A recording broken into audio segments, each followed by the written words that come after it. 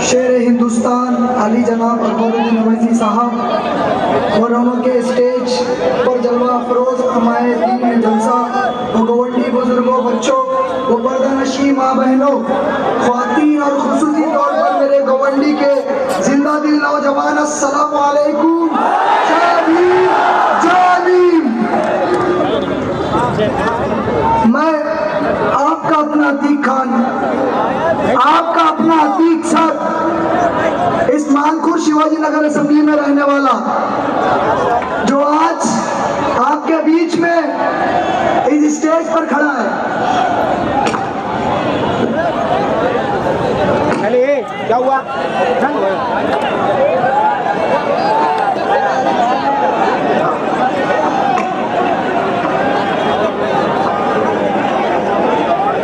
जो स्टेज पर खड़ा होकर आपके बीच में भाषण दे रहा है, पिछले इलेक्शन तक मैंने कभी सोचा नहीं था कि मैं वहां से यहाँ का सफर तय करूंगा, और वहां से यहाँ का सफर तय करने के लिए जो यहाँ के पैसे वाले नेताओं ने जिस तरह से गवंडी के दिमाग में एक रॉन्ग नंबर ठोक दिया था कि गरीब इंसान कभी इलेक्शन नहीं लड़ सकता, शरीफ इंसान कभी इलेक्शन नहीं लड़ सकता, ईमानदार इंसान कभी इलेक्शन नहीं लड़ सकता, तो मैं जनाब असदुद्दीन अवैसी, जनाब अकबरुद्दीन अवैसी और एमआईएम पार्टी के तमाम मेंबरान की और गवंडी के जो हमारे एमआईएम पार्टी के जो मेंबरान हैं और हैदराबाद की जो टीम यहाँ से आई है, सबका शुक्रगुजार हूँ और ये जिंदा दिल अवाम का शुक्रगुजार हूँ कि गरीब के बच्चे को उठाकर आपने आपके बीच से उठाकर इस स्टेज तक पहुंचा दिया। आप सब लोगों का मैं जोरदार शुक्रिया अदा करता हूँ। और आज ये वक्त आ गया है गवंडी को जवाब देने का।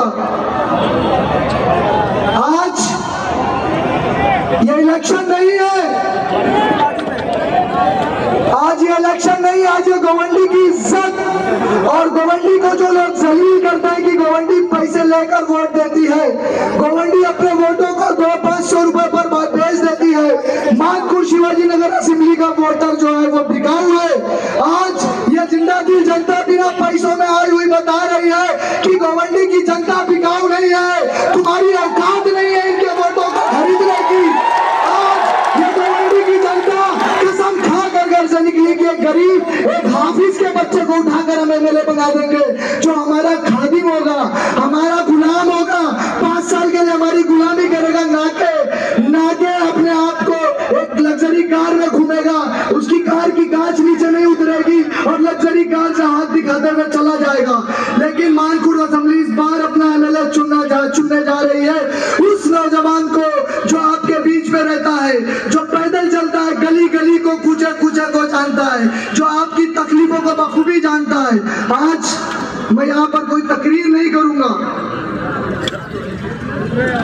मैं सिर्फ आप लोगों से बात करने के लिए ये आया हूं कि किस तरह से पैसे वाले उम्मीदवारों ने, इन धन्ना सेठों ने गवंडी के लोगों को, मानखुर शिवाजी नगर असेंबली के लोगों को ठगा है। मैं आपके सामने कुछ डेटा रखना चाहता हूं, चूंकि मेरा ताल्लुक इकोनॉमिक से भी है, मेरा ताल्लुक पॉलिटिकल साइंस से भी है और मैं संविधान पढ़ाने वाला आदमी हूँ। डॉक्टर बाबा साहेब अम्बेडकर का जो संविधान लिखा गया है, मैंने सिर्फ उसको पढ़ा नहीं है, उसको अपनी अमली जिंदगी में लेकर आया है और मैं उसको सिखाता हूँ। और उसी संविधान के आर्टिकल 324 ने इलेक्शन कमीशन को बनाया ताकि लोग इलेक्शन के जरिए चुनकर आए और राजा बने, राजा का बेटा राजा ना बने। लेकिन यहाँ पर कुछ ऐसे नौजवान नेता हैं, कुछ ऐसे पॉलिटिशियन हैं जो अपनी सीट पर अपनी बेटी को लड़ाते हैं और यहाँ गरीबों को पैसा दिखाकर उनका वोट खरीदने के लिए चले आते हैं। तो इनको जवाब देने के लिए डॉक्टर बाबा साहब अम्बेडकर के दिए हुए संविधान के वास्ते में यहाँ पर खड़ा हूँ। अब मैं आपकी असेंबली के बारे में बता दूं, जो लोग बोलते हैं ना काम बोलता है। मेरी माँ, मेरी बहनों, आपके साथ कितनी ठगी की गई, मेरे भाइयों आपके साथ कितनी ठगी की गई, मैं उसको आपके सामने रखता हूं।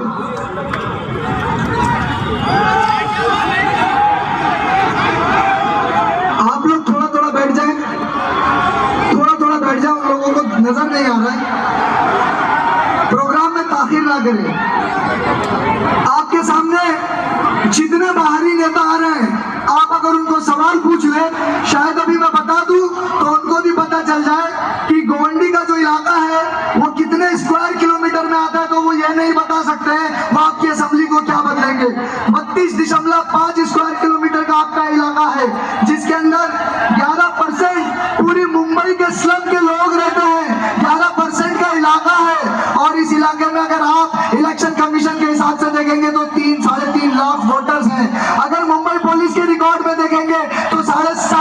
आबादी है, लेकिन यहाँ पर आबादी 12 लाख से भी ऊपर जा चुकी है।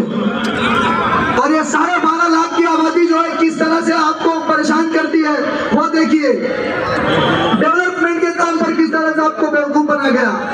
आपने कभी सोचा है इन्फेंट मोर्टालिटी रेट, यानी जो बच्चे पैदा होते हैं उनकी मौतें हो जाती हैं। अगर आप गोवंडी में देखेंगे तो 1000 बच्चों के बीच में 55 बच्चों की मौतें हो रही हैं।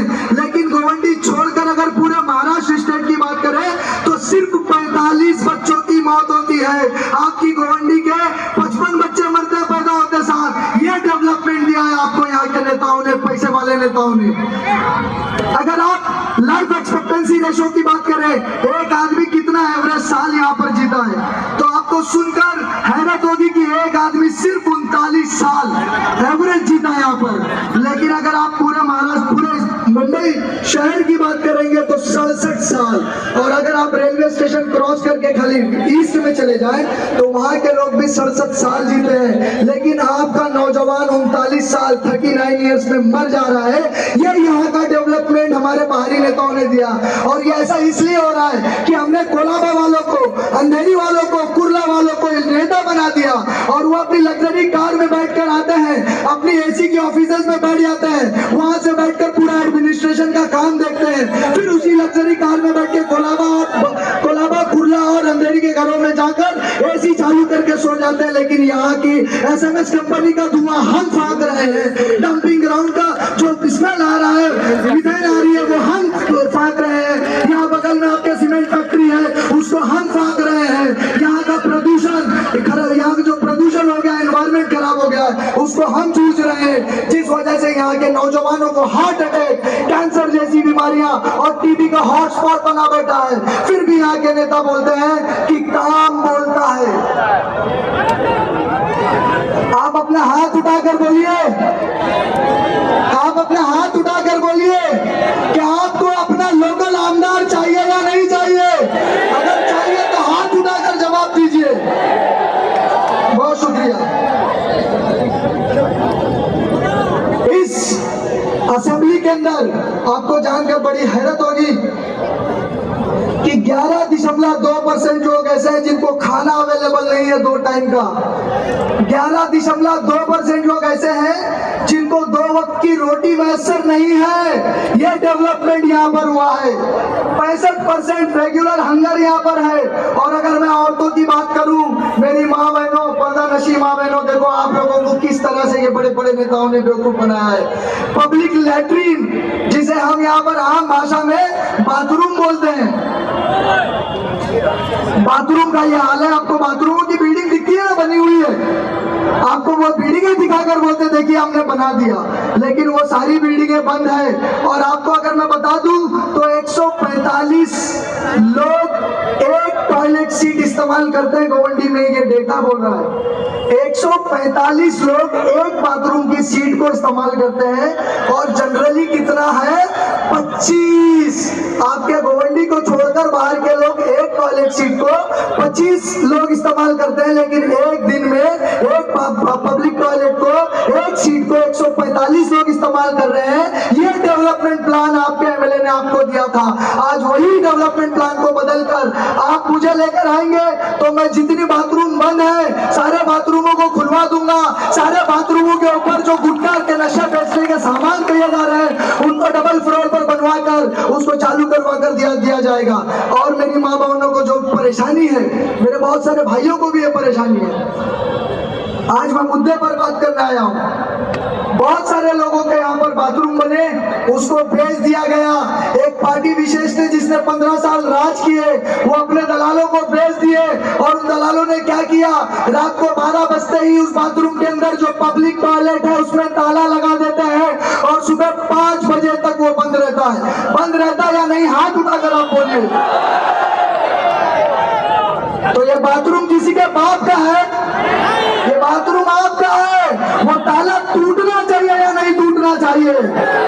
वो ताला टूटना चाहिए। इसलिए आप मुझे वोट दोगे, पहले दिन ही मैं उस ताले को तोड़ दूंगा अगर आप मुझे जिता कर देते हो। सारे बाथरूम 24/7 24 घंटे खुले रहेंगे।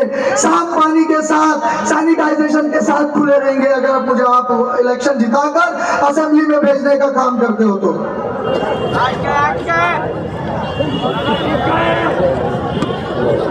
अगर मैं अस्पताल की बात करूं, एक बिल्डिंग हमारे यहाँ 7 माले की बिल्डिंग बनी जिसका कॉन्ट्रैक्ट 11 करोड़ में पास हुआ था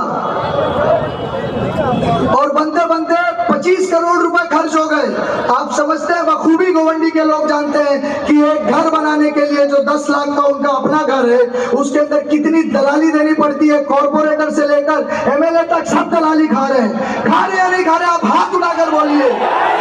तो ये दलाली बंद होनी चाहिए, नहीं होनी चाहिए? दलाली मैं बंद कराने का काम करूंगा। ये 7 माले का जो हॉस्पिटल बना, इस हॉस्पिटल को 25 करोड़ रुपए में बनाया गया और आपको बता दूं उसका उद्घाटन हर इलेक्शन में हुआ, कॉर्पोरेशन में भी हुआ, विधानसभा में भी हुआ और लोकसभा में भी हुआ। लेकिन पिछले हफ्ते जब मैं उस हॉस्पिटल के अंदर जाकर मैंने बात किया, आपने बड़े बड़े नेताओं को देखा वहां नारियल फोड़ते हैं, वहां बोलते मैंने ये ला दिया वो ला दिया। आज तक उस हॉस्पिटल का एस्टैब्लिशमेंट लेटर तक नहीं आया। मैं आपको बता दूं एस्टैब्लिशमेंट लेटर क्या होता है।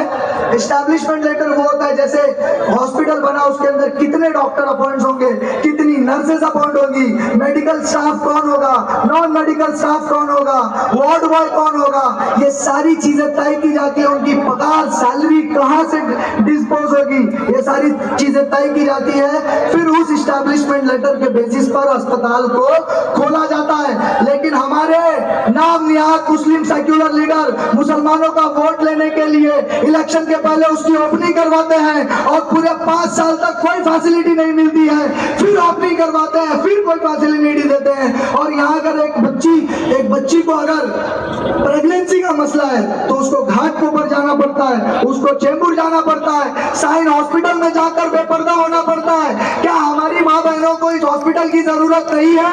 क्या एस्टैब्लिशमेंट लेटर की जरूरत नहीं है? ये एक दिन का काम है। एक दिन आप लिख लीजिए, आप मुझे जिस दिन असेंबली भेजेंगे एक दिन के अंदर एस्टैब्लिशमेंट लेटर लाकर गोवंडी की झोली में डाल देने का काम करने वाला हूं मैं इंशाअल्लाह।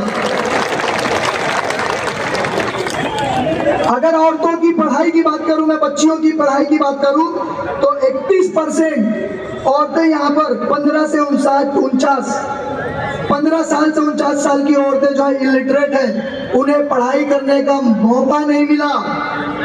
और अगर पूरे मुंबई सिटी की बात करूं तो 90% लोग जो है लिटरेट हैं मुंबई सिटी के अंदर। मैं औरतों की बात कर रहा हूं। हमारी बच्चियों को पढ़ने का मौका क्यों नहीं मिल रहा? क्या हमारे एमएलए ने, पैसे वाले एमएलए ने जो अपनी बच्चियों को लंदन में पढ़ा रहे हैं, क्या गोवंडी मांगखुर्द के लोगों का वोट लेकर उनका यह हक नहीं बनता था कि वो हमारी बच्चियों से पूछे कि आप पढ़ क्यों नहीं पा रही है? क्यों नहीं पूछा उन्होंने? ये सवाल आपको पूछना है। और अगर आप चाहते हो कि आपकी बच्चियां पढ़े तो आप मुझे एमएलए बनाकर असेंबली में जरूर भेजें इंशाअल्लाह। अकबर साहब यहाँ पर मौजूद हैं, मैं इनकी मौजूदगी में ये बात कह रहा हूँ। इंशाअल्लाह 3 साल के भीतर बीबी फातिमा गर्ल्स कॉलेज जो डिग्री कॉलेज होगा इस गोवंडी की सरजमीन पर बना कर दूंगा। और उसके लिए मुझे सरकार से कोई लैंड मांगने की जरूरत नहीं है। मांगता वो है जो मजबूर होता है।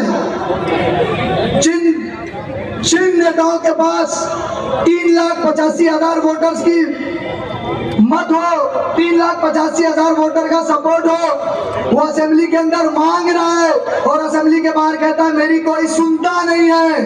अरे कोई सुनेगा कैसे? तुझ में वो पावर ही नहीं है कि कोई सुने। अरे एक बार एमआईएम के इन शहरों को देखो, इन शहरों को देखो, हैदराबाद की सरजमीन के ऊपर सरकार को घुटने पर ला लेना काम करते हैं। इंशाअल्लाह यहाँ पर भी महाराष्ट्र की सरजमीन के ऊपर अगर एमआईएम के आपने 16 कैंडिडेट जिता कर दिया तो किसी की भी सरकार बने उसको घुटने पर गिराने का काम करेंगे इंशाअल्लाह।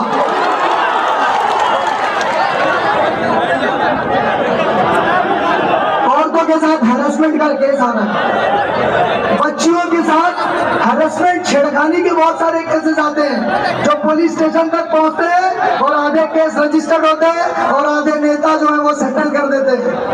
होता है ना मेरी माँ बहनों ऐसा। हाँ, तो नारी अदालत मानपुर शिवाजी नगर असेंबली में नारी अदालत क्यों नहीं है? नारी अदालत होना चाहिए, और अगर है तो मेरी माँ बहनों को किसने बताया क्यों नहीं कि ये नारी अदालत का एड्रेस है? आपको अगर छेड़खानी या हरेसमेंट का कोई प्रोग्राम होता है, हरेसमेंट की कोई अगर शिकायत होती है, तो आप नारी अदालत में जाएं और नारी शक्ति के साथ इस हरेसमेंट के केस को हैंडल करें।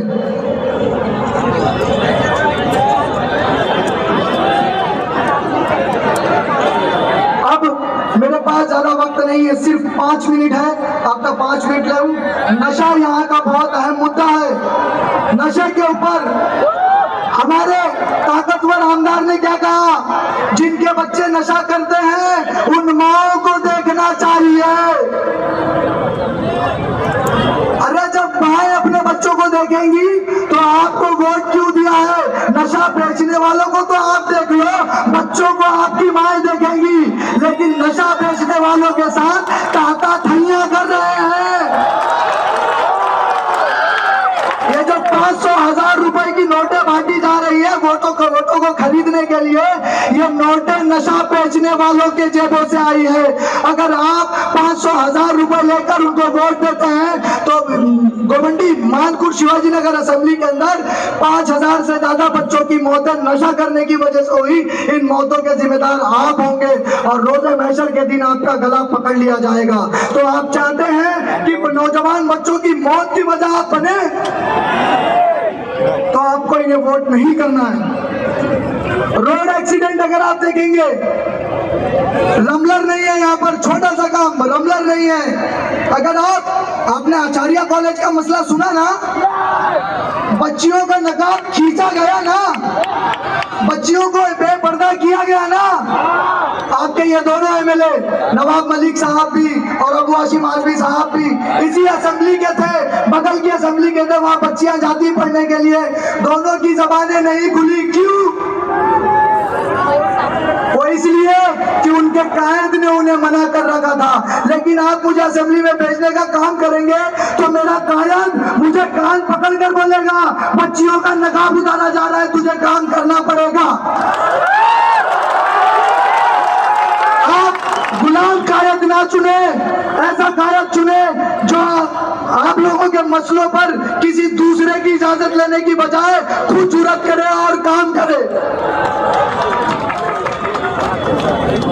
आप लोगों के बीच में बहुत बड़ा मसला मैं डिस्कस करने जा रहा हूं। आपके घर 14 फीट का है ना, 14 फीट के ऊपर आपने बनाया। 1885 का कानून है कि 14 फीट के ऊपर नहीं बनाया जा सकता। इस कानून को बदलने का काम असेंबली से होना चाहिए था, लेकिन असेंबली में जाने के बाद हमारे जो अब नहीं रहने वाले एमएलए, उन्होंने क्या कहा कि इस सारी घरों को तोड़ दिया जाए और तोड़ने का खर्चा भी इस गरीब आवाम से लिया जाए। बल्कि उन्हें यह करना चाहिए था कि असेंबली के अंदर कानून बदलने के लिए, कानून को अमेंड करने के लिए, तरमीम करने के लिए एक बिल प्रेजेंट करना चाहिए था, एक पॉलिसी प्रेजेंट करनी चाहिए थी कि 1885 के कानून को 2025 में कैसे चला सकते हो। आबादी यहाँ पर 10 गुने से ज्यादा बढ़ चुकी है, तो घरें ऊपर तक बनेंगी तो 14 फीट का कानून बदलकर कम से कम 40, 42, 45 फीट होना चाहिए। लेकिन ये काम करने की बजाय वो आपके घरों को तोड़वाने का काम कर रहे हैं। तो क्या आप इस बार ऐसे एमएलए को वोट करेंगे? क्या आप मजलिस को वोट करेंगे जो आपके लिए 14 फीट के ऊपर का कानून बनाने जा रही है? और सबसे आखिर में मैं आपसे ये कहूंगा कि हमारे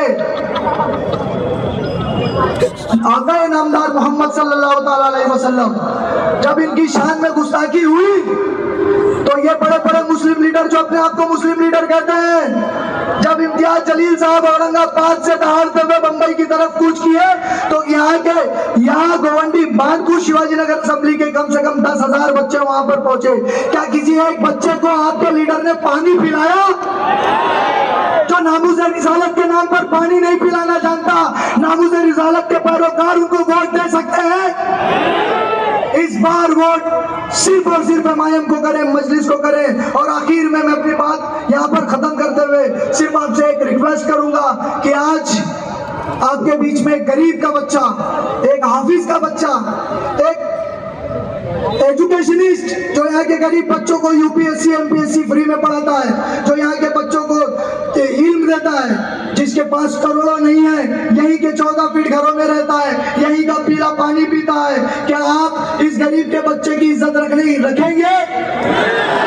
क्या आप जवाब देंगे कि गोवंडी गरीब को भी इलेक्शन जिताना जानती है? यह आपकी गैरत का सवाल है, वरना मैं हार गया तो लोग कहेंगे कि नवाब मलिक के 20 करोड़, अबू हाशिम आजमी के 50 करोड़ के आगे ये टिक नहीं पाया। अगर मैं हार गया तो आप हार गए, अगर मैं आप हार गया आज, अगर मैं हार गया तो आने वाले 5 सालों तक पूरी मुंबई की जनता, पूरे महाराष्ट्र की जनता, पूरे हिंदुस्तान की जनता कहेगी कि मानकुश शिवाजी नगर असेंबली में ईमानदार इंसान हार गया और पैसा जीत गया।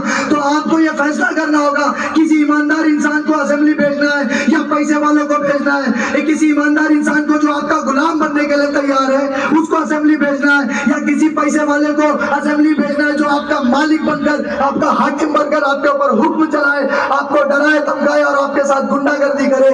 आप बताइए किसे वोट करना चाहते हैं, पैसे वाले को या गरीब इंसान को? अगर आप गरीब इंसान को वोट करना चाहते हैं तो अपने दोनों हाथों को ऊंचा करके कहें कि मैं वोट करूंगा इंशाल्लाह। तो आने वाली 20 तारीख को पतंग के निशान पर 6 नंबर का बटन दबाकर आप गोवंडी को जिता दें, गोवंडी के हर नौजवान, हर माँ, हर बहन को जिता दें। मैं आपके बीच से रुखसत लेता हूँ। अस्सलाम वालेकुम व रहमतुल्लाहि व बरकातहू। जय भीम, जय भीम। डॉक्टर बाबा